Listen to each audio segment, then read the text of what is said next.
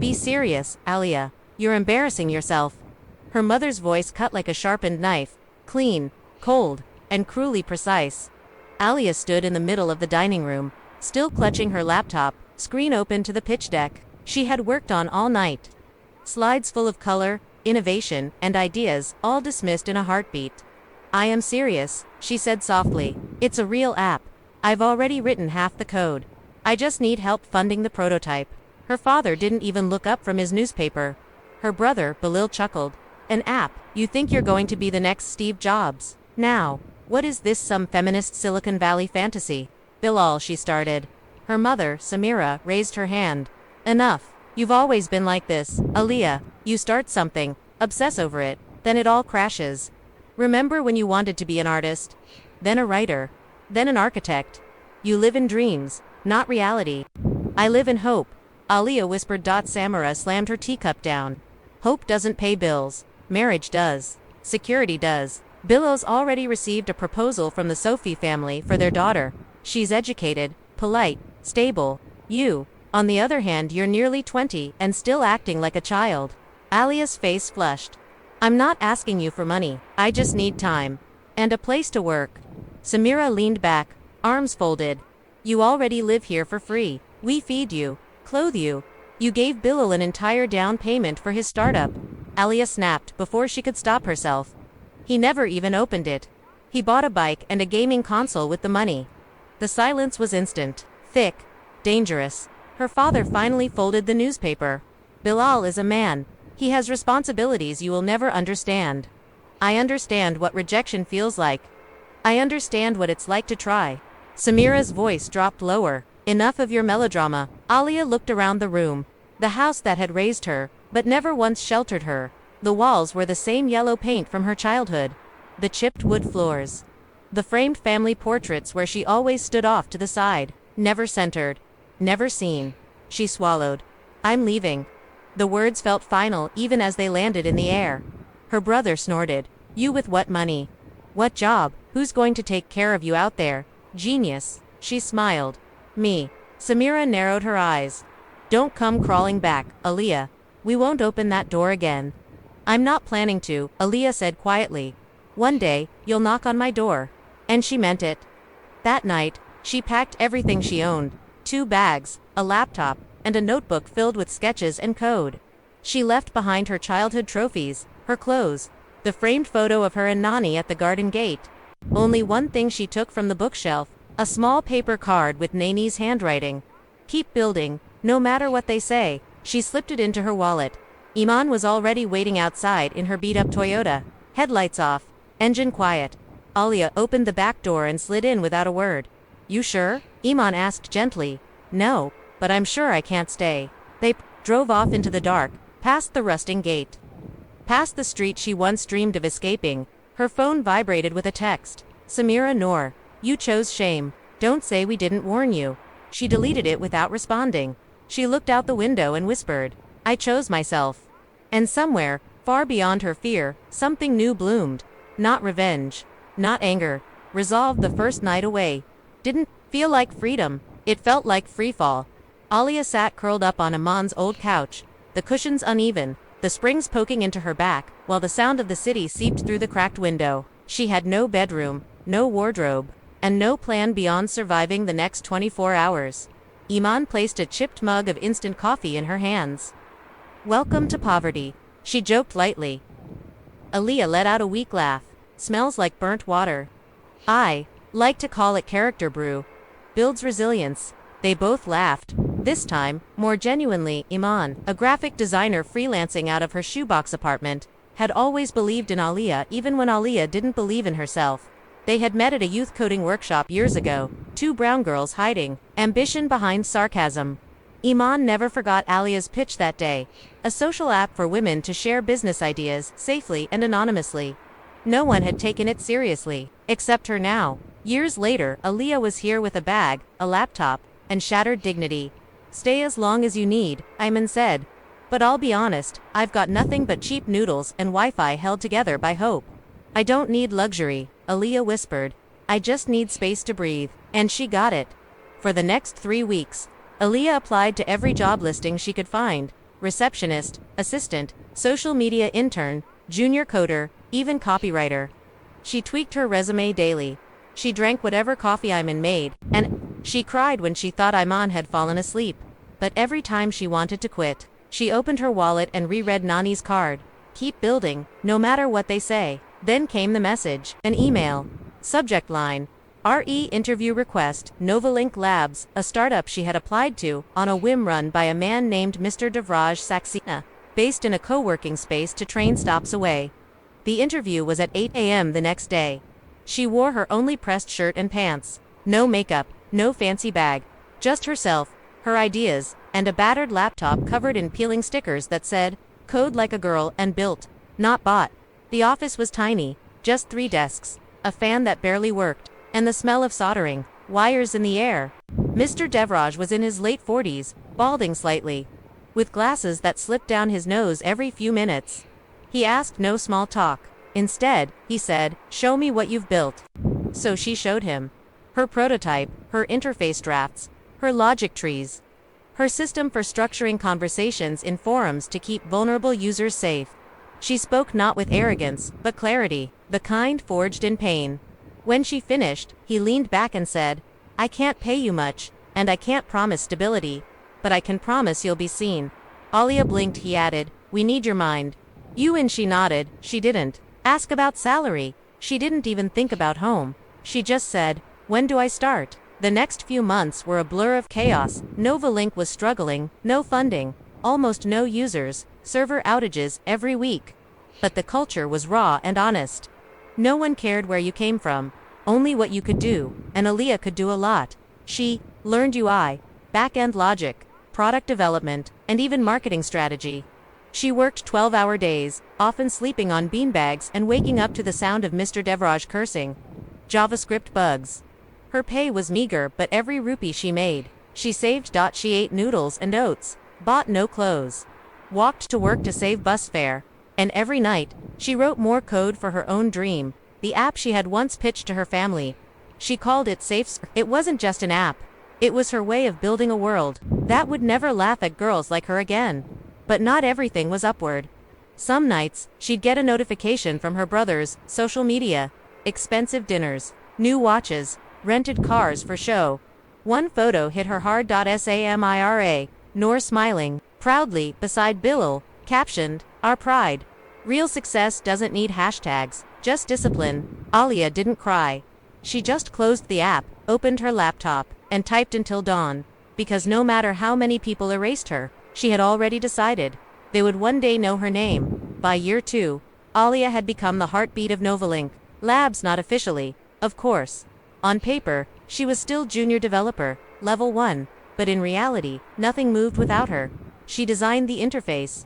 She fixed bugs at 2 a.m. She rewrote entire system flows when the back-end logic failed, while others were sleeping. She was uploading patches from Aman's couch with a blanket over her shoulders and a cup of lemon water balanced beside her. And still, after all that, no one knew her name outside that tiny team. Investors only asked for Devraj. Clients shook the hands of the men. In meetings, she was introduced as support or the girl who helps with back-end stuff. Even when she presented the demo that saved a collapsing pitch meeting, one client still turned to Devraj and said, "You've got a clever little intern." Alia smiled and poured him water. Then went home and updated the software that closed the deal. It was around this time that SafeCircle, her real passion, began to take shape. Late nights became sacred. She gave herself 90 minutes every night, no matter how exhausted, to work on it. She coded slowly, carefully, teaching herself every system she didn't already know. She read articles about trauma-informed design, AI moderation, encryption for anonymity. It wasn't just about coding. It was about protection. SafeCircle would be a space where no one could bully, shame, or silence young women. No login with real names. No data selling. No tracking. Just a safe, encrypted place to ask hard questions and get real support. Alia knew what it felt like to be laughed out of your own family. To be doubted by blood. She would never let another girl sit in that kind of dark, alone again.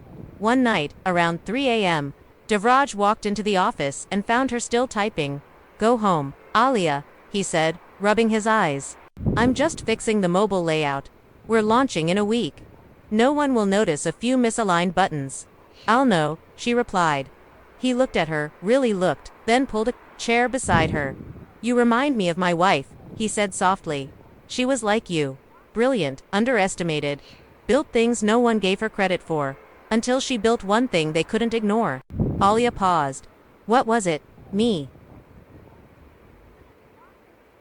They laughed, but Alia never forgot those words. Months later, Novalink finally closed its first big investment, a 7-figure funding deal. The entire team went out to dinner, and for the first time, Alia wore something new, a navy blue kurta she had bought from her own savings. During the toast, Devraj raised his glass. To the woman who held this thing together with coffee and code, Alia Noor, you don't just belong here. You built here. Applause thundered. But Alia, she just smiled quietly, because validation was lovely, but it wasn't the goal. When she checked her bank account that night, she saw the transfer, her bonus equity payout, a surprise Devraj had been saving for the day the investment came through. 1.8 million, $22,000. It wasn't fortune, but it was proof. Proof that belief could be bankable. Proof that a girl with no support, no permission, no inheritance, could still create value. She sent 10% to Aman, the rest she saved, and that night she pulled up Google Maps and typed in the old address. Her family's house, it was still there. Chipped paint, rusted gate, sagging roof, but the listing said something different this time. Property under legal review in pre-foreclosure. Contact bank for info. Alia leaned back, heart pounding. She didn't click further. Not yet. She simply stared at the image of the house that once told her she was nothing, and whispered, I'm coming back. But not to be accepted too. Own it, the morning after the bonus hit her account. Alia woke to a feeling she barely recognized. Stillness, not peace exactly, but for the first time in years. She didn't wake to panic, hunger, or someone else's voice telling her who she wasn't. The city was humming outside, but inside Ayman's apartment, all she could hear was her own breath. She opened her laptop and typed, how to buy a foreclosed home, legally. Every site overwhelmed her at first. Legal clauses, bidding wars, paperwork terms she barely understood. But she bookmarked everything. That's how she had learned code, piece by piece. Line by line, failing, retrying, failing again. This was no different. This wasn't a revenge mission. It was a reclaiming. Later that day, she walked into a local bank branch, the one listed in the foreclosure notice. She wore her cleanest outfit and carried her portfolio in case anyone doubted her legitimacy. The loan officer, a middle-aged man named Ramesh, asked if she was with a realtor. No, she said. I want to buy it myself. Directly, he blinked. It's a family home. The owners are ... behind on taxes. Emotional situations like this, I know the house, she interrupted. I grew up there. He studied her carefully, then nodded. You'll need to submit an offer. The bank takes the best qualified bid.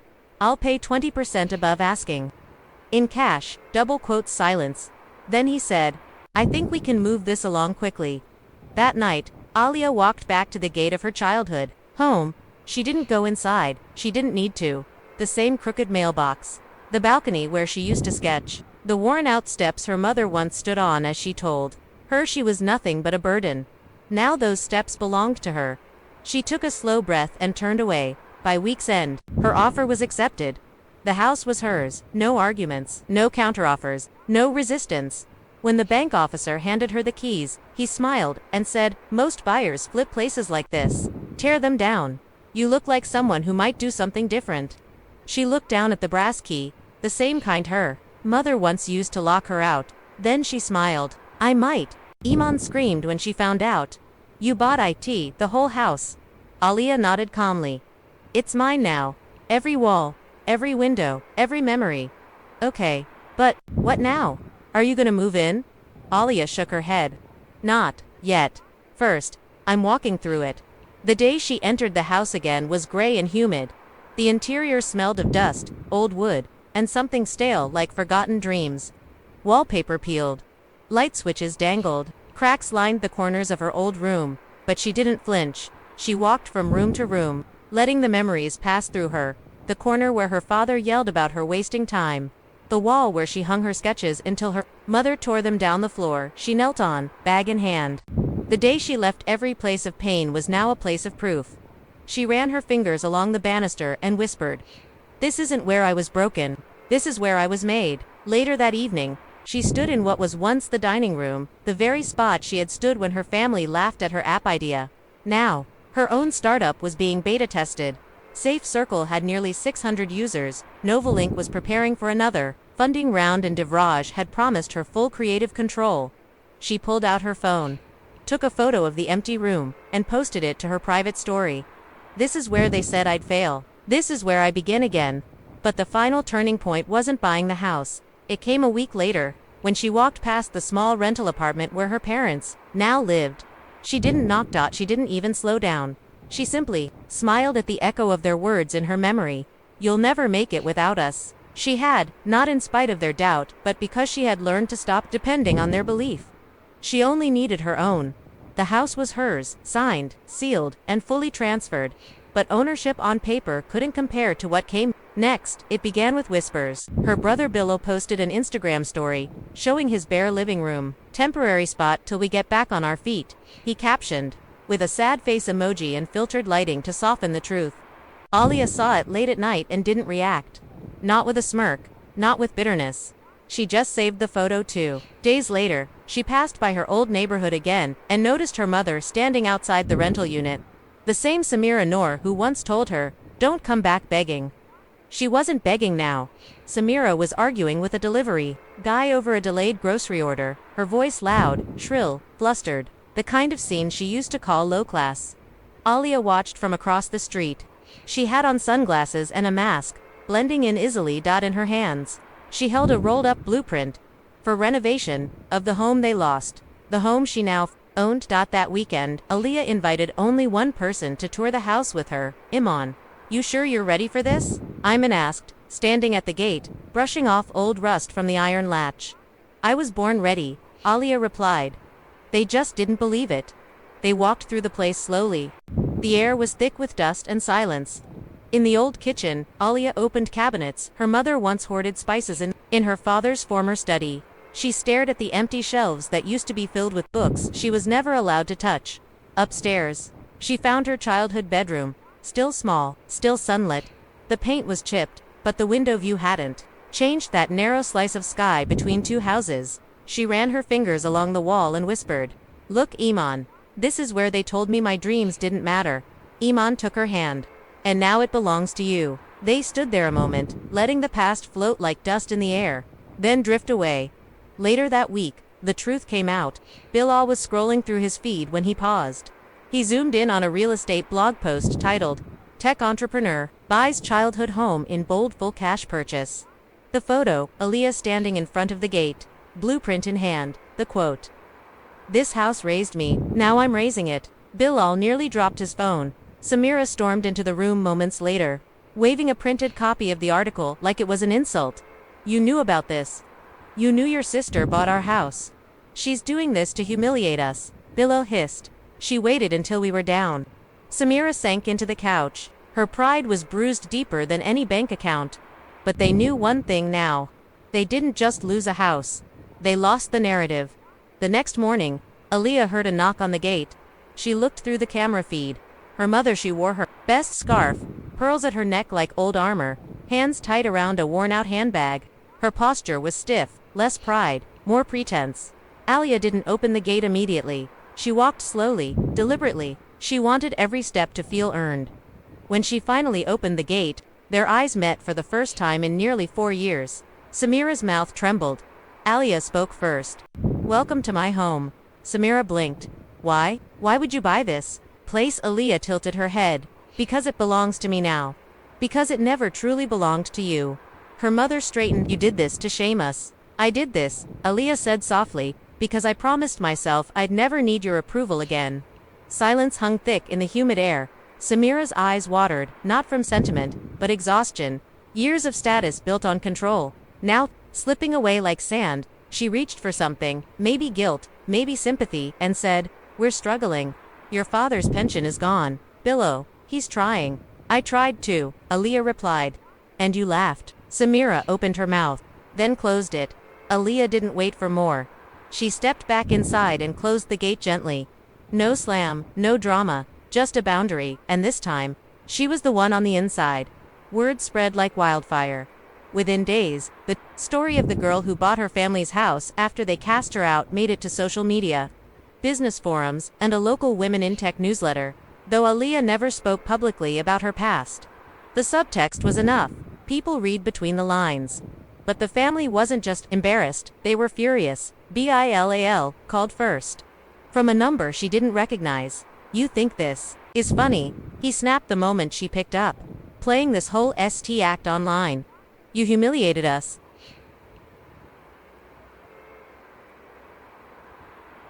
Alia answered calmly, "No. I simply purchased what was for sale. You waited until we were down. Until we couldn't fight back." She sighed. "No, Bilal. I waited until I didn't care whether you could." He cursed under his breath. "You owe us." She laughed. "What exactly do I owe you? Your startup, your pride, your comfort. You're just a selfish, bitter girl with money." "No," she said. "I'm a woman with memory. That's the difference." Click call ended. The next knock on her gate came a few days later. This time, it wasn't Samara, it was Bilal, and he wasn't alone. With him was his wife, Noor, a sweet girl who had once shyly handed Aaliyah a wedding invite years ago, the one Aaliyah had returned unopened, .noo or looked uncomfortable, standing beside Bilal like a pawn caught between two rooks. Aaliyah opened the gate just slightly. "Yes." Bill forced a smile. "We want to talk." "No, you want to talk. I'm listening." He shifted. "Look, we've had our issues. But this house, it's part of our family history. I grew up here too." "And yet," Alia replied, "you were always handed more of it." "We're struggling. Rent is overdue. I'm job hunting. Just let us move back in." Temporarily, Alia looked at him, then at Noor, then back again. She said nothing for a moment, then stepped out and locked the gate behind her. No, Bilal's jaw tightened. "You have space. You live here alone." Alia leaned closer. "I earned solitude. You inherited comfort. We are not the same." Noor spoke then, softly, hesitantly. "We just thought. Maybe family." "Family," Aaliyah interrupted gently, "is who shows up when you're no one. Not when you're someone." Back inside, she sat at her desk and stared at the deed. She could easily evict them from her memory the way they once exiled her. But something inside her didn't want vengeance. She wanted closure. That evening, she sent a message to her lawyer. "I want to draft a temporary support agreement. 6 months of rent covered for Bilal and Samira. After that, they're on their own. No loans, no access to my property, no returns. Just this, a single offering of peace." The lawyer replied, "Are you sure?" Aaliyah wrote back, "I'm not doing it for them. I'm doing it for who I used to be, the girl who wanted her family to believe in her." This closes her story. A week later, a document arrived at her family's address. It was delivered with no ceremony, just facts. No contact, no explanation. They signed, out of shame, out of desperation. She didn't care. For the first time, she had given on her terms, and she felt no bitterness, only stillness. That night, Alia sat by her old bedroom window, looking out at the same patch of sky she used to wish upon, but she no longer asked the stars for approval. She had her own orbit now. A quiet message popped up from Devraj. "We got the grant. Full control is yours. Build Safe Circle your way." She smiled. Her story wasn't just about return, it was about rebirth. Safe Circle wasn't just a project anymore. It was a mission, with full ownership granted by Devraj and the new grant funding in place. Alia now had resources, a small team, and the green light to finally build the dream that once lived only in her mind. She hired 2 female developers. One from her old coding group and another from an online support forum for women in STEM. Neither had elite degrees. Both had heart. And heart, Alia believed, could do what privilege never could. Build things that mattered. They worked from her house. Her house, now slowly transforming from a place of past wounds into a creation space. The old dining room, once filled with ridicule, became the conference room. Her father's study. Now the server monitoring room. Her childhood bedroom, the design hub, filled with sticky notes, wireframes, and dreams. Alia kept one wall untouched, cracked, faded, with marks of old tape where her sketches once hung. She left it there as a reminder. From this wall to the world, Safe Circle launched, quietly, without ads or influencers. It spread because it worked. Women and girls, especially in conservative spaces, finally had a space to talk anonymously, securely, and safely. They asked questions about rights, careers, abuse, healing. Volunteers trained in peer counseling, moderated with compassion. Users built circles, support groups based on trust, not trend. The app was clean, fast, unintrusive. There were no algorithms pushing content, only people pushing each other forward. In the first week, 1,200 downloads. In the second, 10,000 by the third month, 100,000 and growing globally. Review after review called it life-changing. A sanctuary. And what I wish I had growing up. Alia didn't cry, but some nights she stared at the dashboard, map dots glowing across continents, and whispered, "They see me now, Nani." One afternoon, Alia received an invitation. A Women in Tech conference. Panel title, Reclaiming Power. Voices that were silenced. They wanted her to speak, not as a case study, but as a leader. She accepted when she walked onto the stage. In a crisp white kurta and soft blue scarf, confident, poised, clear, the auditorium went still, and then they rose to their feet. The applause wasn't deafening, it was steady, respectful, earned. She spoke not of revenge, but of building. Not of family wounds, but of inner resurrection. Her final line, "I didn't come back to prove anyone wrong. I came back to become someone they can't ignore." The crowd stood again. Some cried. In that moment, she wasn't the girl they doubted. She was the woman who created a space where no girl would ever doubt herself again. The world now knew her name. Alia Noor. Not as a rebel daughter. Not as the crazy girl with an app idea. But as a visionary. Tech magazines wrote features. Young girls reached out from rural areas, asking how to start. Investors offered millions, some of whom had once rejected her pitch without reading it.